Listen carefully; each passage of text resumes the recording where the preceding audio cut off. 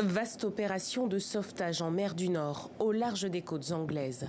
Dans un panache de fumée, un hélicoptère survole la zone, tandis qu'un navire tente d'éteindre l'incendie.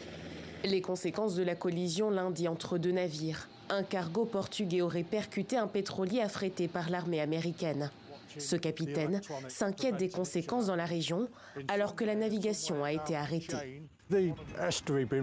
L'estuaire étant l'un des plus fréquentés au monde, arrêter la navigation est une mesure très sérieuse. Je ne les ai jamais vus imposer de telles restrictions, même par mauvaise visibilité. Les gens ont toujours pu naviguer. Il y a beaucoup de moyens de subsistance dans cette zone et tout autour de la côte qui dépendent de la mer. Autre inquiétude, des possibles dégâts environnementaux. Le cargo transportait de l'alcool et du cyanure de sodium, un gaz inflammable et très toxique. Le réservoir du pétrolier est lui endommagé et contenait du kérosène.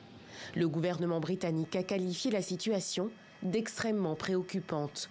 Les gardes-côtes étudient quant à eux des mesures de lutte contre la pollution. Selon cet expert, l'incident aurait pu être évité. Cela n'aurait pas dû se produire du tout.